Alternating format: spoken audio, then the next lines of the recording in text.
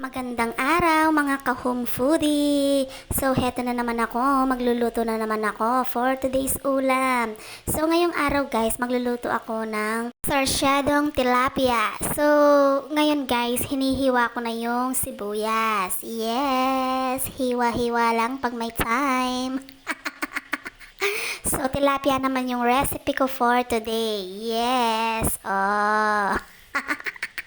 So, tapos naman, yung bawang naman yung hihiwain ko, guys.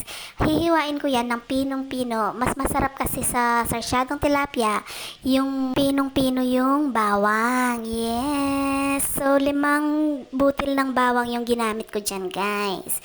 Maraming bawang, mas masarap. Yes! Oh! So, tilapia naman yung recipe ko for today's ulam, guys. Kasi si Ace, request niya yan. Oh, favorite kasi niya yan. Sarsyadong tilapia.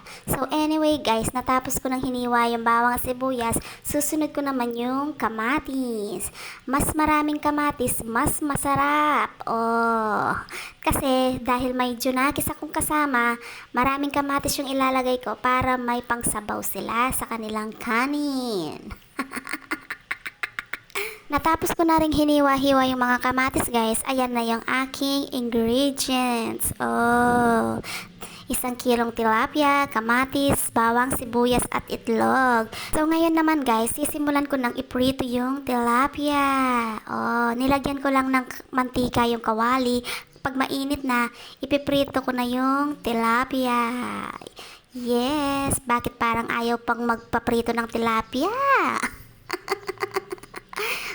Ipiprito ko lang yan guys hanggang sa mag-brown na yung tilapia. Yes. So, sa kabilang side naman yung ipiprito ko naman. Oh. Kapag nag-brown na yung tilapia guys, pwede ko nang tanggalin yan sa kawali. Oh, ilalagay ko na sa aking plato. Yes.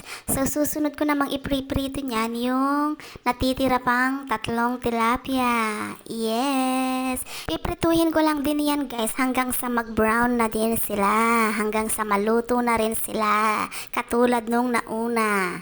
Yes. Prito-prito din pag may time. So, ayan guys, nakikita nyo naman, brown na yung tilapia. Pwede ko na siyang tanggalin sa aking kawali. Yan. Look at that. Ang ganda ng pagkakaluto. In fairness naman sa aking kawali, hindi siya dumidikit ngayon. So, ayan na yung aking napritong tilapia, guys. Magsisimula na akong maggisa. Una, gigisa ko muna yung bawang. Yes, gisa-gisa lang hanggang sa mag-brown na yung bawang. Oh. So, ayan guys, nagba-brown na yung bawang. Ilalagay ko na yung kamatis. Tapos, imemekos-mekos ko lang din yan. Oh, mekos-mekos lang. Tapos guys, syempre tatakpan ko muna. Pag kumulo-kulo na yung kamatis, hahaluin ko lang din yan. Yes. Tapos dudurugin ko yan hanggang sa humiwalay na yung balat sa kanyang laman. Oh. Para mas malasa. Tingnan nyo naman. Oh, humihiwalay na yung balat. Yes.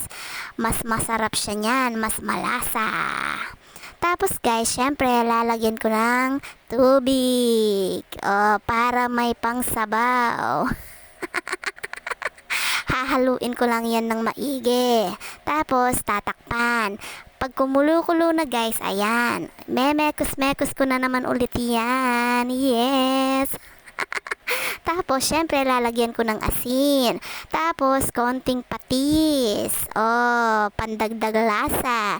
Imemekos ko yan para magmekos-mekos yung sangkap na linagay ko.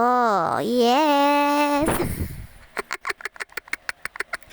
Hahaluin ko lang ng mabuti yan. Syempre, titikman ko. Tapos, ilalagay ko na yung itlog. 3 itlog yung nilagay ko dyan guys para mas masarap. Maraming itlog, mas masarap. Syempre, imemekos ko ng dahan-dahan yan para hindi naman malusaw yung itlog. Oh, para medyo may buo-buo pa yung itlog. Yes! Mekos-mekos lang, walang katapusang mekos-mekos. So, ayan guys, pag nahalo ng mabuti, ilalagay ko na yung tilapia, yung pinirito kong tilapia kanina. So, 3 tilapia lang yung ilalagay ko dyan. Yung 2, hindi ko isasama. Baka kasi ayaw ng mga kasama ko sa bahay yung sarsyadong tilapia. O, para may reserba. So, ayan guys, malapit na maluto yung aking sarsyadong tilapia. Yum, yum, yum. Solid na naman to guys.